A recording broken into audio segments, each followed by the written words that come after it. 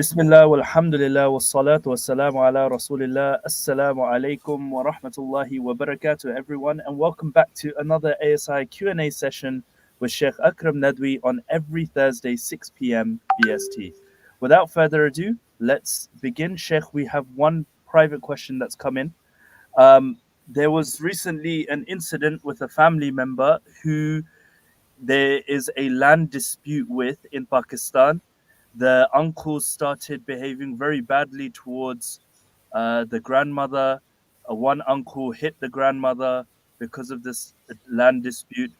And recently, I've had a talk with a sheikh about Silatul Rahim, and that even with such people, we need to keep ties, even if they're very bad, even if they repel us, even if they do bad things to us, we should still keep ties and be good with them. What is the correct ruling on keeping ties with people who are bad? Okay, Bismillahir Rahmanir Rahim. So, one thing always everybody has to keep in mind that we have to hate evils, bad things. Like, for example, cutting the relation and shirk, kufr, fisk, disobedience of Allah. Everything that is evil, munkar, disliked by Allah subhanahu wa ta'ala, we should hate it and save ourselves, from this as much as possible. But the people who are evil doers, if somebody commits a sin, somebody commits kufr, shirk, they deserve, the mercy, and they deserve that we have good relation with them, and hoping that one day they will come back. So as long as your relation with them does not harm you, does not make you to do any evil, then having that relation, hopefully, inshallah, one day will help them or their family, the descendants and children, to come back. The prophets and messengers, even the people who were kafir and mushrik, they always wanted to have good relation with them, hoping that one day they will come back. Isa alayhi salam, with all these people, such an amazing relation, and the Quran has mentioned in the day of judgment, Allah will ask Isa alayhi salam, did you ask people to worship you and your mom other than me? So he will say, no, I never did this, and you have been a witness after me. And then still he said, oh Allah, if you forgive them, you are all powerful and all wise. So still you hope that Allah can forgive them. So understand properly what we don't want really is that you like evil, to don't like evil. Also, we don't want your family and yourself to be affected by these wrongdoers. So that is very important. Protect yourself and your family and your children from those people. Then the third thing, your responsibility, how to guide them and how to help them. They also can be saved from the evil. And that needs some relation, some contact, some explanation, as much as you can do. So, because believers always are da'i, they are people who call people to the path of Allah subhanahu wa ta'ala. They want to save people from the hellfire, and they want the people to realize their mistake and they repent. That's what Yusuf alayhi salam did with all his brothers.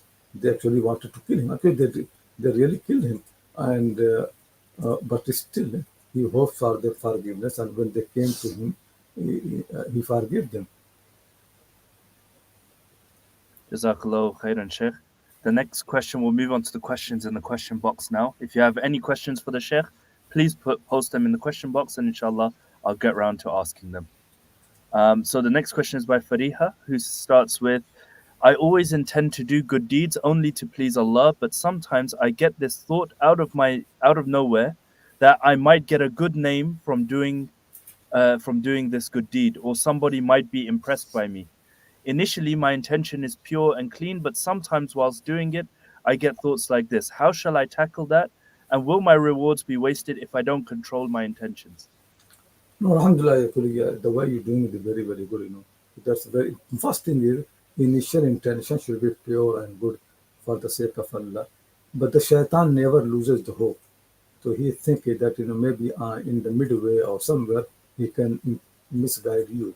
So whenever thoughts like that come that to impress people, force yourself away from those thoughts. It will come, but you have forced away, and Allah will help you, inshallah ta'ala. So that is very important that make. Still, if they come, these thoughts come, then don't worry. You have to make effort. Allah subhanahu wa ta'ala loves people when they make effort. To make effort that you don't want to have good name or something that you want to do for Allah subhanahu wa ta'ala. So that will be inshallah very helpful. And something at the same time think really, even if people know that you are doing good, what they can do, they cannot reward you, and the people are actually nothing. Sometimes I myself think really that if Allah subhanahu wa ta'ala wants to make me fail in this world, so even if people like me, they praise me, they can't help me. If Allah does not want to help me, and if Allah wants to help me, nobody can harm me. So simple matter is, think people are so weak really. They're, if they are impressed by you, it doesn't mean anything. If they don't like you, doesn't harm you, nothing. To all the harm, all the benefit are in the hand of Allah subhanahu wa ta'ala. And if Allah wants to turn people against you, easily He can do. So even if people become impressed by you, they love you, they like you, and they praise you, when Allah wants to turn them against you, all these people who are so much praise for you, same people will start hating you. So make this thing clear to your mind and force yourself away from the thoughts. Still they come. Don't worry. It will one day will go, and Allah subhanahu wa ta'ala will reward you because He knows that you are making good effort. Ahsanallah ilayka, Sheikh. The next question is by Shahriyar, who asks, what is the difference between Kaida and Makara? Both are translated as plot and plan. Yeah, thing is the qaeda could be, like a plot and a plan, but Makr has more something hidden. The people, hide, in secret, and that, more. Qaeda could be a plan, not necessarily hidden, but Makr is a hidden plan. Makr is more often used for the, bad tricks and bad plan. Qaid could be more general, like Yusuf alayhi salam's case. There was a good plan, so Qaid could be, Qaid could include good plan and bad plan, while Makr is mostly used for the evil plan, and also it is very often like conspiracy, something hidden. Jazakallah khairan, Sheikh. The next question is by Sana, who asks, Salam, Sheikh, is there any motivation in our religion for raising a special needs child? It takes a lot of time away from Quran and Ibadah. Yeah, certainly, any effort that people spend to raise their children and look after them, whatever time they spend, and somebody actually needy, they need a lot of help and time, you get more reward. So even if they take away your time for an ibadah, nafil ibadah from reading the Quran, you get all that reward. It is a test from Allah subhanahu wa ta'ala. So don't worry. Every single thing that you do for the sake of Allah is rewarded. So do your further properly as best as possible, and meanwhile look after these children, and after that whatever else you can do, do. But looking after the children, that itself is big ibadah. There must so much reward in that. So don't worry, and one day the reward will come, and Allah is testing you. To have a child and you enjoy that, play around and now happy life, that's a different matter. But you have a child who actually, takes your time and concern. That is much bigger thing. It is amazing reward for that. People have no idea when sabr comes and patience comes, how much rewards are multiplied by many times. To a child with a special need, reward will be also special, inshallah. Barakallahu feek, Sheikh. The next question is by Abdurrahman, who asks, if the wife has been living with her parents for many years and then decides to do a divorce, should the wife then stay in go to the husband's house for the divorce to take place and stay there as per the Quran? No, divorce can happen anywhere. Divorce does not need to happen in the house of the husband, but a waiting period is important. But if she did not live with the husband, but the Quran says, "La tukhrijuhunna min buyutihinna." Don't expel them from their house. So if they have been living with you, you are not allowed to expel them. But if they don't live with you, your wife does not live with you, so then there's no problem. You can divorce her. She can spend her iddah if she wants to be at her parents' house, and if she wants to come back, then welcome her and let her to spend the time here. Uh, but the real problem really is that why she has been away for such a long time, why it with your permission or in your will or her own will. If she did her on her own without your will and advice, then she does not deserve any expenses from you. Because you were not happy with that. So it her problem. But if anyway, if she wants to come back for a waiting period, you should not disturb that. Barakallahu feek, Sheikh. The next question is by Ibn Muhammad, who asks, how can those who cannot afford to make Hajj attain complete submission to Allah? Who said really that people must have Hajj in order to have complete submission to Allah subhanahu wa ta'ala. Submission from the heart, that does not need all this. There could be some believers who don't have enough money to pay zakat. Still, they can be full submission to Allah subhanahu wa ta'ala. So there could be believers who are not feeling well and they cannot fast. Still could have full submission to Allah subhanahu wa ta'ala. The full submission does not really mean that you can do all those things. Full submission is that you do whatever you are able to do. That's full submission. So if you are able to do prayers and you do it properly, it is full submission. But if you are not able, if you cannot afford to do Hajj, then you don't do. It is full submission. Full submission means to obey God when He commands. So when you have money, His commands come to you, they'll go for Hajj. So if you don't listen to Him, you don't have submission. But if you don't have money, then He doesn't command you. So why submission always needs command? That's what submission means. Submission means that Allah is commanding you and you surrender and you obey Him. So if you don't have money, there's no command from Allah. If you don't have money, there's no command from Allah to pay zakat. If you don't have good health, there's no command from Allah to do fasting. So, if you don't have money, there's no command for Allah to help needy people, poor people. If you don't have knowledge, there's no command from Allah to teach. So full submission means that obey the command of Allah properly. So there are many, many commands of Allah. They are not relevant to many people. So, people should have good relation with their wives. If somebody is not married, how can I have good? There's no point. There's no command for him. So this always understand really. Full submission means that find out the command of Allah about you and then obey Him properly. That's full submission. Ahsanallah ilayka, Sheikh. The next question is by Abdul Muhid, who asks, what is the authentic practice on Aqiqah and giving azan for a newborn? Yeah, Aqiqah, some people think it is Sunnah, though actually Hanafi opinion has been that after Allah has made Eid al-Adha, the Qurbani, the Udhiyya on Eid day, Sunnah or Wajib, then after that there's no need of any Aqiqah. That's one is enough. Too many people become old, adult, and they do sacrifice on themselves or the whole family. According to some ulama, one sacrifice enough for the whole family. That's Aqiqah, everything done. So you don't need to do something separately in the name of Aqiqah. But if you do, that is the opinion of some people, so that fine. Adhan and Iqama in the ear, that when child is born, then in the right ear, they say Adhan, in the left ear, they say Iqama. But there's no authentic evidence for that. But it is good words. People have been doing it, nobody's problem. I myself have been doing it. So don't insist on that. If this is not done, it's still fine. Nothing will happen. The main thing is that when child is raised, teach him about Islam and make him to worship Allah subhanahu wa ta'ala, learn how to obey the parents.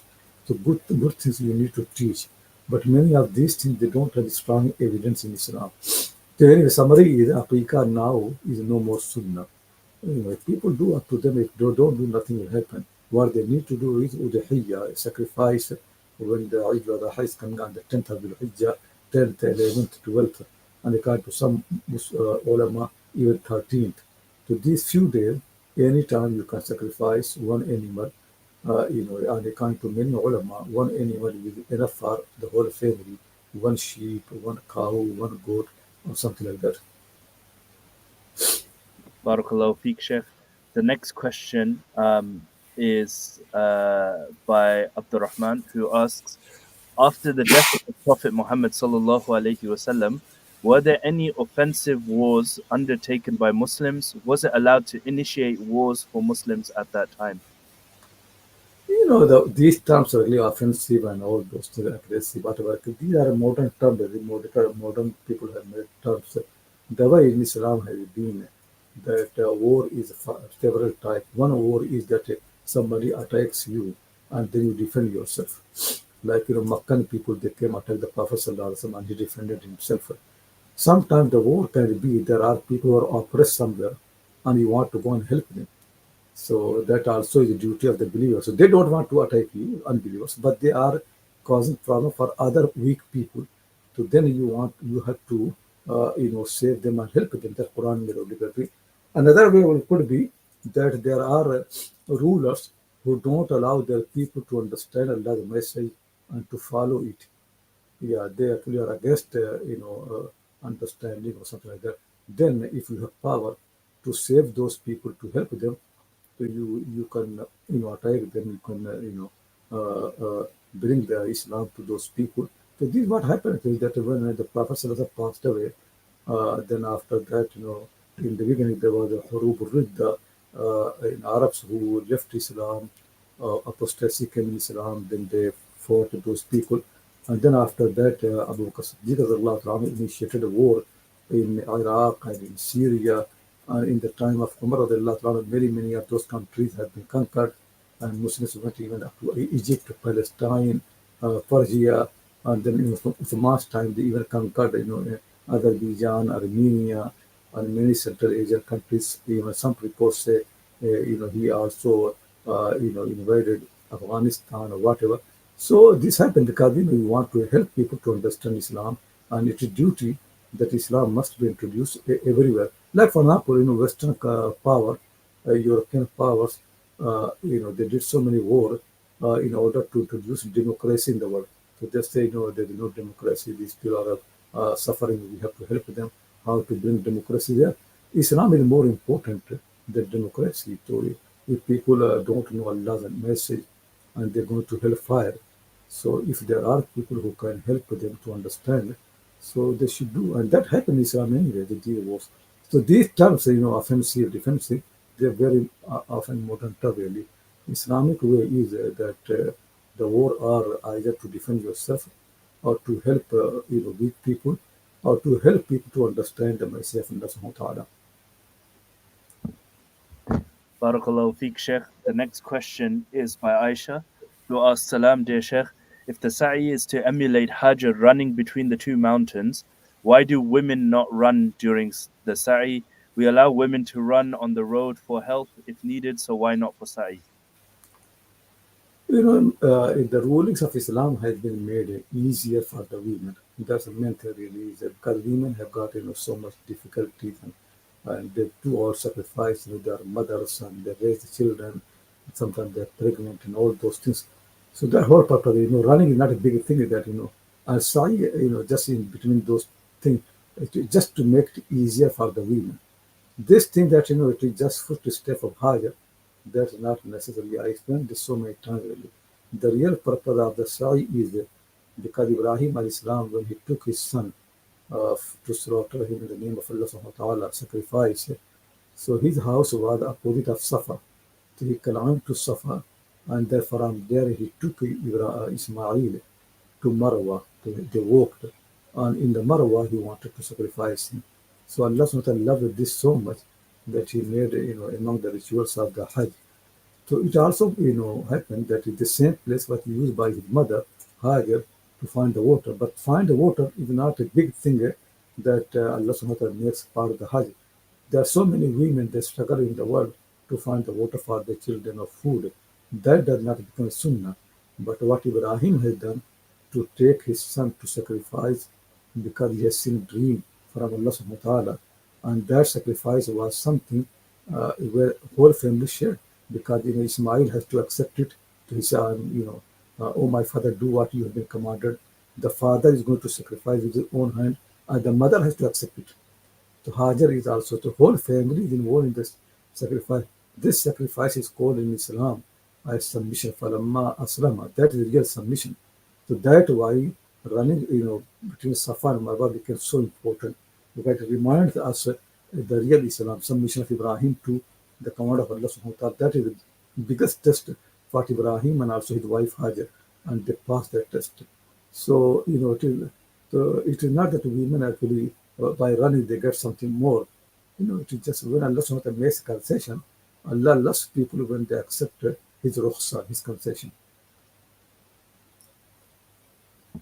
Jazakallah khairan, Sheikh. The next question, also by Aisha, is in Surah An-Naml, when the queen sends gifts to Sulaiman alayhi salam and he says, "Do you offer me wealth? What Allah has granted me is far greater than what He has granted you. No, it is you who rejoice in gifts." Is it referring to the hikmah and ilm that Allah gave to Sulaiman alayhi salam, or referring to his kingdom, as he asked for a small kingdom which nobody would want? Jazakallah khairan. You know what happening is Sulaiman alayhi salam does not want to accept any bribery. So he is thinking that they are offering this thing, so then he can change, his da'wah and jihad against them. So that's not allowed for the prophets and messengers and anybody, whether they have small kingdom, big kingdom, anyway. So Sulaiman is saying, my Lord has given me much more than that, really. You can't impress me by your gift and all those things.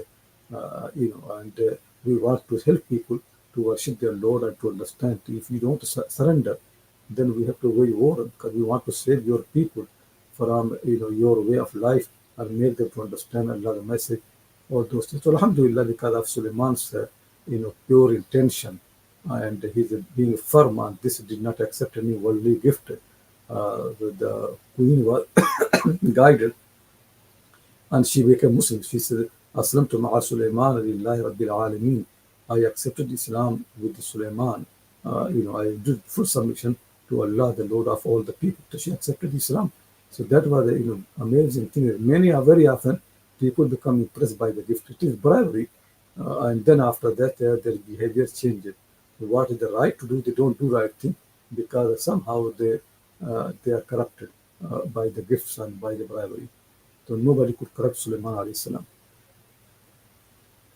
Ahsanallah ilayka, Sheikh. The next question is by Nabiha, who asks, Assalamu alaikum. Is it permissible to the graves of pious people and awliya and ask them to make dua for us if they are deceased? No, you ask dua, you ask Allah subhanahu wa ta'ala said in the Quran in Surah Fatiha, Iyaka na'budu wa iyaka nasta'in. Oh Allah, we worship you alone. We don't worship anyone else. We ask every help from you alone. We don't ask anybody else. So, the people who are in the grave, they actually uh, need our dua. So we have to make dua for them. Allah forgive them, elevate them. But they can't help us anyway. We have to ask Allah subhanahu wa ta'ala. And Allah listens. If He does not listen, then yeah, you can go to anybody. That his argument is in the Quran. Why you go anybody else? When I listen to you, when I do everything, I am nearer to you. I want to listen to you. I want to help you. It doesn't make any sense really. If Allah Himself wants to do everything, so why you want to ask somebody else to intercede for you? To do, because if he is very tough, like sometimes your father does not listen to you, so you ask your uncle, your brother or sister, somebody to help you in order to make your father happy. That is understandable. But your Lord said actually, I become happy more than anybody else. So you can come to me anytime. You can ask me anything. I fulfill all the needs. So, you can go to grave to remember your own death, make dua for the people buried in the grave, but not to ask them what they can do. You have to ask Allah subhanahu wa ta'ala. That's the most important thing. He's the doer. He knows everything. And He is the one who make all arrangement, all plans. He's the one who created you. He made you guided. So I will never advise anybody to ask anybody for the dua. Just ask Allah directly. Barakallahu feek, Sheikh. The next question is, Assalamu alaikum. My question is that who are the mahrams of a woman or a girl? Can you name all of them, please? Jazakumullahu khairan. Yeah, that's a good question, really. The real mahram by blood, there are two types of mahram, or maybe three types of mahram. Mahram by blood, mahram by milk, and mahram by marriage. The real mahram are those who are mahram by blood relation. So for any girl, all her ancestors are mahram. I mean, her father and the father of the mother and father of the father, going like that. They're all mahram. Similarly, her descendants, her son and her sons or her daughter's son, all of them mahram. The second thing. Third thing is all the descendants of all the descendants of your direct father, not grandfather, direct father. So all the descendants and descendants of the descendant, they are, so for example, your father's, your brother or brother's son or going on, they all mahram. Then your grandfather, his first descendant will be mahram. The meaning is for the girl, her uncle will be mahram. But uncle's son, they are cousin, they are not mahram. So that what you need to keep in mind. All the people who are in your roots, your father and the father of your father and the father of your mother, mahram. Your son or son of the daughter or son of the son, they are mahram. Similarly, all the descendants of your father and mother, they are your mahram. The first line of your grandfather, they are mahram, but not the second line. So your auntie will be mahram, your uncle will be mahram, but not uncle's children. So this is by the blood. By the milk, same thing. If somebody gives you milk, then she becomes your mother, and most relative, her sons will be like cousin for you, brother for you. You can't marry them. So any woman who has given her milk when you're a child, then you can't marry her son. You can't marry her husband. All these people become haram. Similarly, if a woman is married, then her husband's father becomes mahram, and her husband's all children, even which are not from you, they all become mahram for you. So that you have to understand. But not husband's brothers, they are not mahram. You cannot travel with them, you cannot be alone with them. Your husband's father will be mahram, and your husband's children from other wives, they can be mahram, but your husband's brothers, they are not mahram. I think it will be fun. If there is anything else, I can explain inshallah. But these two you have to keep in mind. Jazakallah khairan, Sheikh. The next question is by Hassan. He's got two separate questions, but they all relate to Qadr. So I'm going to read both of them and you can give one answer, Sheikh. So the first question is, everything is already decided by Allah, but we can also pray to Allah and He can change the Qadr. My question is whether it is mentioned in Qadr already that we will pray to Allah or not. And the second question is, how can we say that good is by Allah and sins are by us or shaitan? As being a Muslim, I believe nothing can happen without the will of Allah. Thing is, it is very clear for the Quran that all the good and bad are from Allah. So, everything created, the kufr, shirk, iman, Islam, everything has been created by Allah subhanahu wa ta'ala. So that one thing keep in mind. Quran says, whatever good comes, life comes from Allah, death comes from Allah, difficulties come from Allah, happiness come from Allah. Every good and bad thing, they all come from Allah subhanahu wa ta'ala. So this one thing keep in mind. Second thing is that Allah's way is that when every good He initiates for you.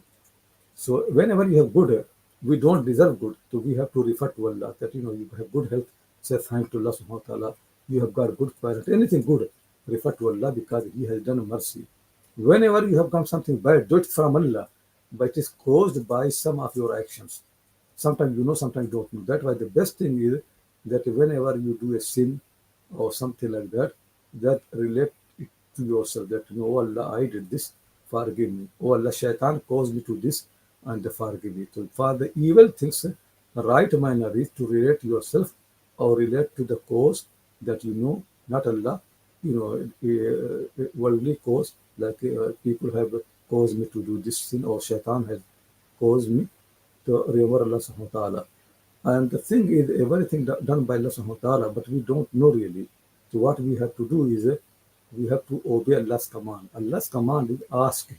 When you ask Him, then He gives, and certainly, whatever He has written, He's written. So among His writings also that you're going to make dua. And among His writing also is that because of your dua, He's going to change something. All this he knows best. You don't know anything. So we are slaves of Allah. We have to listen to Him. We have to worship Him. We have to obey Him. We have to ask Him how He does. He knows the best. But we believe that everything that is going to happen to the human being and to the universe, everything is written by Allah, known by Him, and nothing is out of His control. Nothing is out of His knowledge. Everything under the knowledge properly to test human. But we are responsible for His commands. When He commands us, then we must obey Him. Jazakallah khairan, Sheikh. That's all for today, unfortunately. If your question hasn't been answered, please remember it and we'll aim to answer it next week. Jazakallah khairan, Sheikh, for your time. And Jazakallah khairan, everyone, for tuning in. And as always, we'll be here next week, Thursday, 6 p.m. BST. As always, Assalamu alaikum wa rahmatullahi wa barakatuh.